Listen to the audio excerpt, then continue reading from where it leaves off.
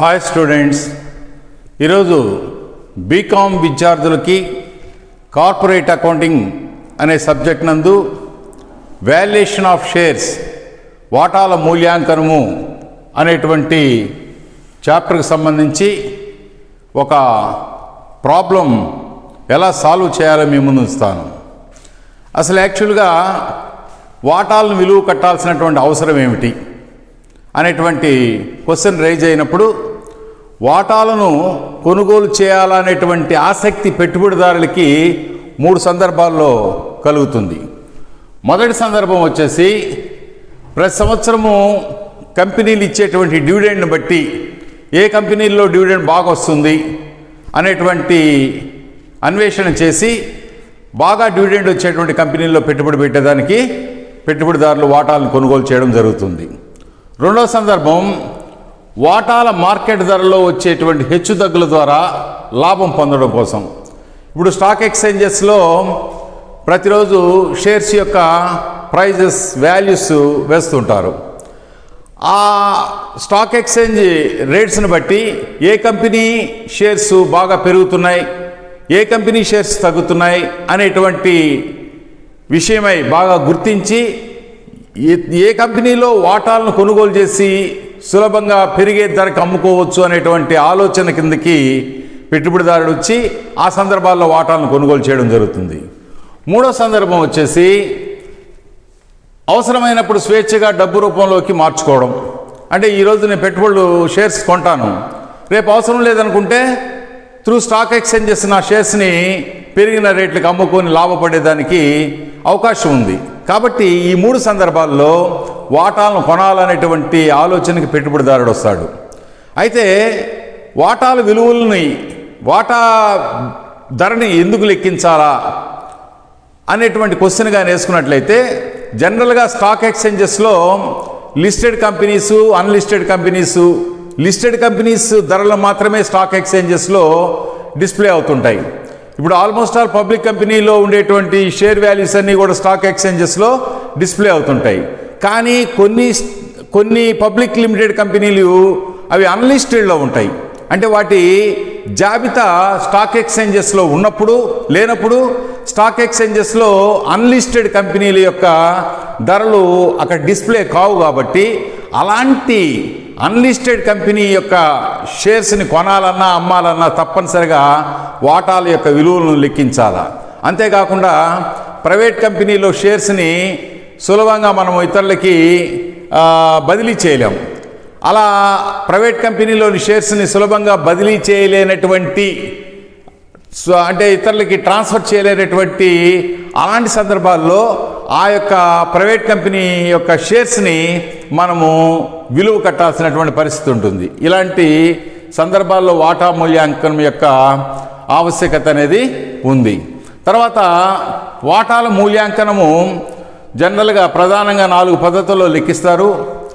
ఆ methods of calculating the share values అనమాట. ఆ పరీక్షకి అడగదగినటువంటి 4 పద్ధతుల్లో మొదటి పద్ధతి నికరాస్తుల పద్ధతి, నెట్ అసెట్స్ మెథడు. రెండవ పద్ధతి రాబడి పద్ధతి, ఈల్డ్ మెథడు. మూడవ పద్ధతి ఆర్జన శక్తి పద్ధతి, ఎర్నింగ్ కెపాసిటీ మెథడు. 4వ మెథడ్ యుక్తమైనటువంటి విలువ పద్ధతి, ఫేర్ వాల్యూ మెథడ్. ఈ 4 పద్ధతులు యూనివర్సిటీ ఎగ్జామినేషన్స్కి పరీక్షల్లో పిల్లల్ని ఈ 4 రకాల పద్ధతుల్లో షేర్ వాల్యూని నిర్ణయించడం అనేది జరుగుతుంది. ఇప్పుడు ఒక ప్రాబ్లంగా తీసుకున్నట్లయితే 31/3/2014న వెంకటేశ్వర లిమిటెడ్ ఆస్తులు బట్టి క్రింది విధంగా ఉన్నది. ఆస్తులు స్థిరాస్తులు, చరాస్తులు, గుడ్విల్. అప్పులు వాటా మూలధనం 10 రూపాయలు విలువ గలవి 4 లక్షల రూపాయలు అన్నాడు మూలధనం. ఈక్విటీ వాటా మూలధనం 4 లక్షలు. ఒక్కొక్క షేర్ వాల్యూ 10 రూపాయలు అంటే అప్పుడు 40,000 షేర్స్ ఉన్నాయి. 40,000 వాటాలు 10 రూపాయల లెక్కన 4 లక్షలు. అంటే 40,000 ఎలా వచ్చింది? 4 లక్షల్ని 10 రూపాయల చేత భాగిస్తే 40,000 వాటాలు ఉన్నాయి ఆ కంపెనీలో. ఒక్కొక్క షేర్ వాల్యూ 10 రూపాయలు చొప్పున 4 లక్షలు. ఆ కంపెనీకి రిజర్వులు 1,90,000, లాభ నష్టాలు గత సంవత్సరం లాభము 8% డిబెంచర్స్, ప్రస్తుత అప్పులు. ఈ ఇన్ఫర్మేషన్ బ్యాలెన్స్ షీట్లో 8,40,000 అప్పులు, 8,40,000 ఆస్తులు ఇచ్చేసినాడు. అడిషనల్ ఇన్ఫర్మేషన్ ఏమి ఇచ్చాడో చూడండి. పై తేదీ నాడు స్థిరాస్తులకు 4,50,000గా నిర్ణయించినారు. స్థిరాస్తులు యాక్చువల్గా 6 లక్షలు ఉన్నాయి. వాటిని ప్రజెంట్ మార్కెట్ వాల్యూ ఎంత అంటున్నాడంటే 4,50,000 అంటున్నాడు. గుడ్ విల్ వచ్చేసి లెక్కలు 40,000 ఉన్నాయి. ఇప్పుడు ప్రస్తుతం రేటు 50,000 అంటున్నాడు. అంటే ఒక ఆస్తి డిప్రిసియేషను, ఒక ఆస్తి అప్రిసియేషన్ అనేది ఉంది. ఇది డిప్రిసియేషను, ఇది 6 లక్షలు కాస్త 4,50,000 అయింది. గుడ్ విల్ 40,000 కాస్త 50,000 అయింది అప్రిసియేషను. గత 3 సంవత్సరాల లాభాలు వరుసగా, అంటే మనకి 2014కు సంబంధించినటువంటి ఆస్తి పెట్టి ఇచ్చాడు. గత 3 సంవత్సరాల లాభాలంటే 2011, 2012, 2013 ఈ 3 సంవత్సరాలకి సంబంధించిన లాభాలు 11వ సంవత్సరంలో 52,000, 12వ సంవత్సరంలో 53,000, 13వ సంవత్సరంలో 52,500.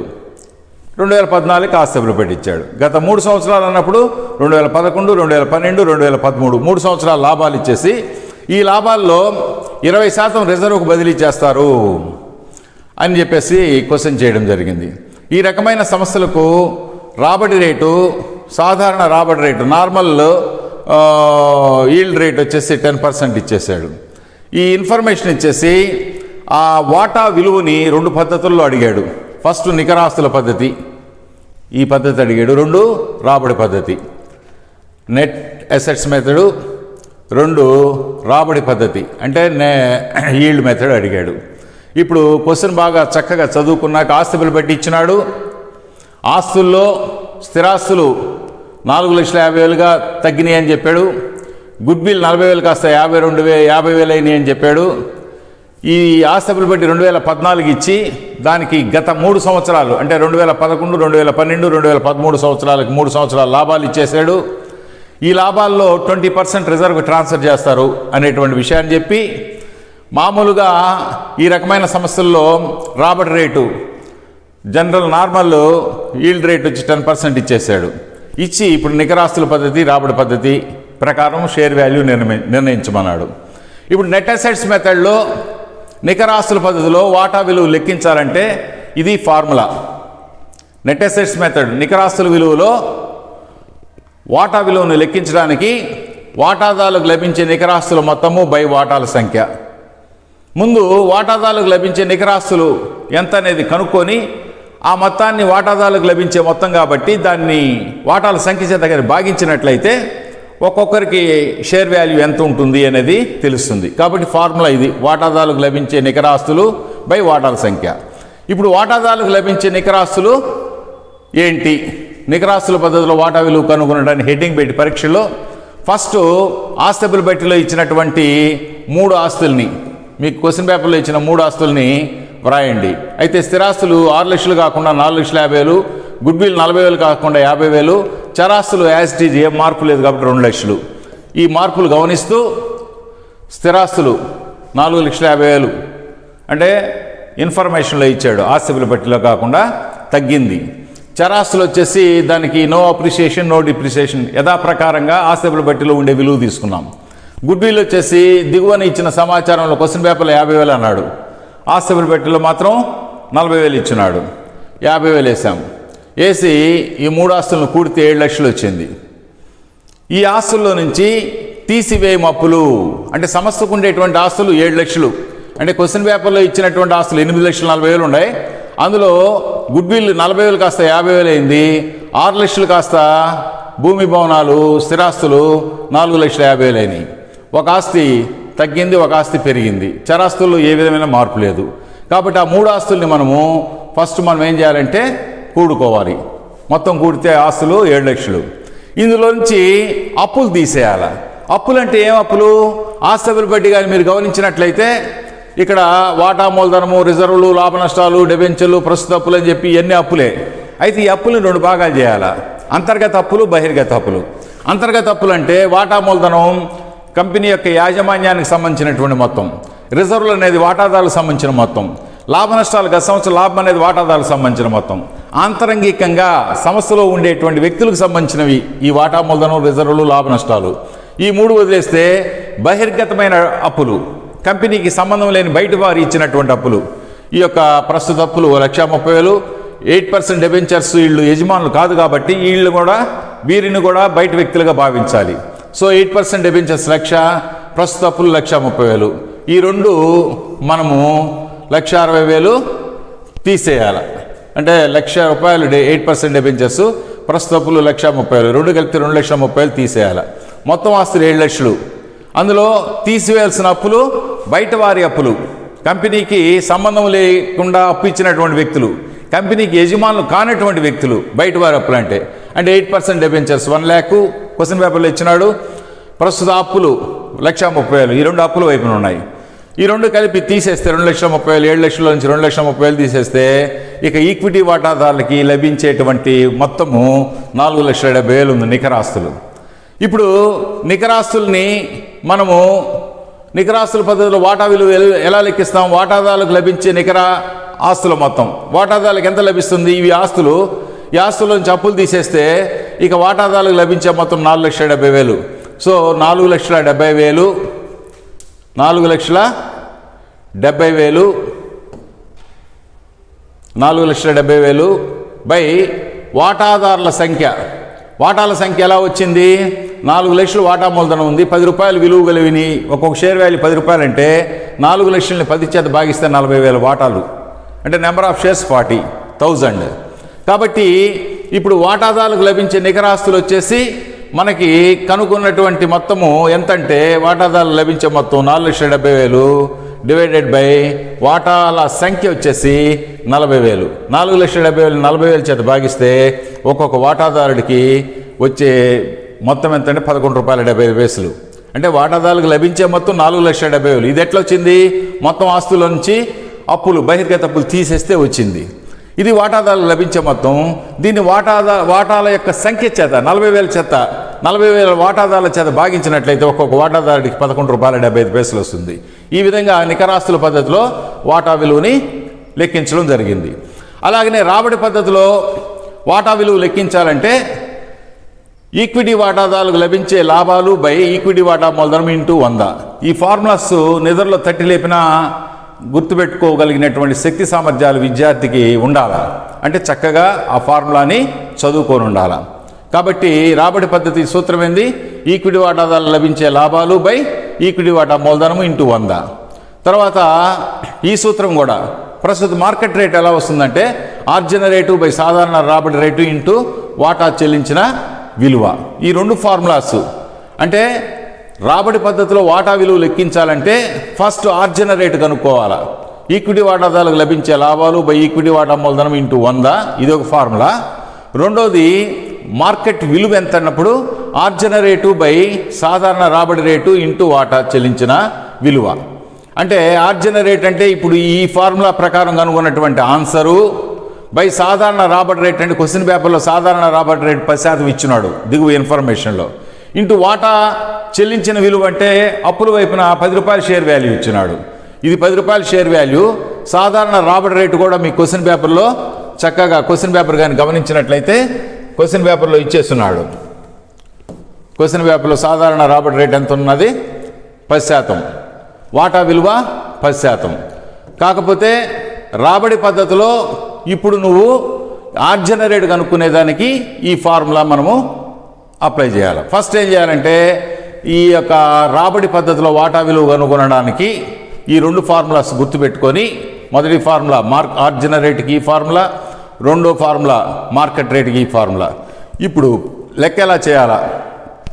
రాబడి పద్ధతిలో వాటా విలువను లెక్కించేటప్పుడు క్వశ్చన్ పేపర్లో ఇచ్చిన 3 సంవత్సరాల లాభాలని యావరేజ్ చేయండి. అంటే 2014 క్వశ్చన్ పేపర్ ఇచ్చాడు, అంటే సమస్య యొక్క ఆస్తులు బట్టి 2014 ఇచ్చాడు. దానికి ముందు 3 సంవత్సరాలు 2011 సంవత్సరం లాభం, 2012 సంవత్సరం లాభం, 2013 సంవత్సరం లాభం. 3 సంవత్సరాల లాభాలు కూడితే 1,57,500 డివైడెడ్ బై 3 రాసుల మొత్తము బై రాసుల సంఖ్య 3 చేత భాగించినట్లయితే సరాసరి సగటు లాభం 52,500 వచ్చింది. ఈ 52,500లో అడ్జస్ట్మెంట్స్లో చెప్పున్న 20% రిజర్వ్కు మళ్ళించాలన్నాడు. ట్రాన్స్ఫర్ 20% టు రిజర్వ్ అన్నాడు. కాబట్టి ఈ సగటు లాభం 52,500 అంటే 3 సంవత్సరాల లాభాలు కూడి యావరేజ్ చేస్తే వచ్చిన లాభం సగటు లాభం. ఆ సగటు లాభంలో నుంచి 20% రిజర్వ్కు మళ్ళించాలి. కాబట్టి 52,500 ఇంటూ 20/100 ఈ సగటు లాభంలో నుంచి 20% రిజర్వ్కి మళ్లించమని అడ్జస్ట్మెంట్స్లో చెప్పాడు కాబట్టి 20% మళ్ళిస్తే 10,500 పోతుంది. సగటు లాభం 52,500, అందులోంచి 10,500 రిజర్వ్కి మళ్ళిస్తే ఇంకా మిగిలిన లాభం ఎంత ఉంటుంది? 42,000.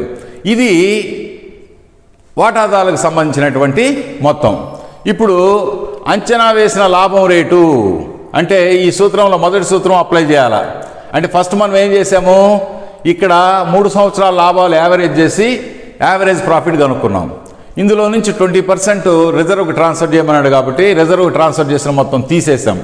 52,500లో తీసివేయం రిజర్వ్కి మళ్ళీ 10,500 తీసేస్తే ఇక మిగిలినటువంటి మొత్తం 42,000 రూపాయలు. ఇప్పుడు 2 ఫార్ములాస్ ఉన్నాయని చెప్పాను కదా. మొదటి ఫార్ములా ఇది, ఈక్విటీ వాటాదారులకు లభించే మొత్తము 42,000 బై ఈక్విటీ వాటా మూలధనము. ఈక్విటీ వాటా మూలధనం 4 లక్షలు. సో 42,000 డివైడెడ్ బై ఈక్విటీ వాటా మూలధనం 4 లక్షలు ఇంటూ 100 వేస్తే అంచనా వేసిన లాభం రేటు ఆర్జన రేటు ₹10.50 అయింది. ఇప్పుడు రెండో ఫార్ములా వచ్చేసి ఇది మార్కెట్ విలువ ఆర్జన రేటు. ఆర్జన రేటు మనకి ఎంత వచ్చింది? ₹10.50 వచ్చింది. సో ₹10.50 బై సాధారణ రాబడి రేటు. క్వశ్చన్ పేపర్లో ఇచ్చింది 10% అన్నాడు. 10/10 ఇంటూ వాటా విలువ కూడా 10. ఆ విషయాన్ని ఇక్కడ స్పష్టంగా తెలియజేశాం. ₹10.50 అనేది ఆర్జన రేటు. ఆర్జన రేటు బై సాధారణ రాబడి రేటు 10% ఇంటూ షేర్ వాల్యూ 10. ఈ 10కి ఈ 10 క్యాన్సిల్ చేస్తే సేమ్ అదే అమౌంట్ వస్తుంది. ఈ విధంగా రాబడి పద్ధతిలో వాటా విలువను లెక్కించడానికి ప్రధానంగా ఈ 2 సూత్రాలు పనికొస్తాయి. ఈ సూత్రము ప్రకారము మనం ఏం కనుక్కుంటాం? ఆర్జన రేటు కనుక్కోవాలా. సాధారణ రాబడి రేటులో షేర్ వాల్యూ ఫిక్స్ చేయాలంటే మొదటి సూత్రం ఆర్జన రేటు కావాలా. Yield rate. ఈల్డ్ రేట్ ఎలా వస్తుంది? ఈక్విటీ వాటాదారులకు లభించే మొత్తము. ఈక్విటీ వాటాదారులకు లభించే మొత్తం ఎంత వచ్చిందంటే 3 సంవత్సరాల లాభాలు యావరేజ్ చేస్తే ఆ వచ్చిన లాభంలో 20%, 3 సంవత్సరాల లాభాలు యావరేజ్ చేస్తే 52,500, అందులో 20% రిజర్వ్కి ట్రాన్స్ఫర్ చేస్తే 10,500, ఇక మిగిలిన లాభం 42,000. ఇది ఈక్విటీ వాటాదారులకు లభించే మొత్తం 42,000 బై ఈక్విటీ వాటా మూలధనము అప్పుల వైపు 4 లక్షలు ఇచ్చినాడు ఇంటూ 100. కాబట్టి 42,000 బై 4 లక్షలు ఇంటూ 100 వేస్తే ₹10.50 ఆర్జన rate. Next market rate formula ఏంది? మార్కెట్ విలువకి ఆర్జన రేటు 10.5 వచ్చింది మనకి. ఆర్జన రేట్ ఎంత వచ్చింది? 10.5 వచ్చింది. ఆర్జన రేటు 10.5 వచ్చింది. ఆర్జన రేటు 10.5 బై సాధారణ రాబడి రేటు క్వశ్చన్ పేపర్లో అడ్జస్ట్మెంట్స్లో 10% ఇచ్చినాడు. 10.5 బై 10 ఇంటూ షేర్ వాల్యూ వాటా చెల్లించిన విలువ ₹10. కాబట్టి ఆ విషయాన్ని ఇక్కడ స్పష్టంగా వేసాం. ₹10.50 ఆర్జన రేటు బై సాధారణ రాబడి రేటు 10% ఇంటూ వాటా విలువ 10. ఈ 10కి 10 క్యాన్సిల్ పోతే ₹10.50 మనకి ఈ యొక్క రాబడి పద్ధతిలో వాటా విలువని లెక్కించాం. కాబట్టి ఈ విధంగా చక్కగా క్వశ్చన్ పేపర్ని చదువుకొని ప్రతి స్లైడ్ని గమనించి అర్థం చేసుకుంటారని ఆశిస్తూ ఈ వీడియోగా నచ్చినట్లయితే బెల్ ఐకాన్ బటన్ నొక్కి సబ్స్క్రైబ్ చేయండి. మరొక టాపిక్లో మిమ్మల్ని కలుస్తాను. అంతవరకు సెలవు. ధన్యవాదములు.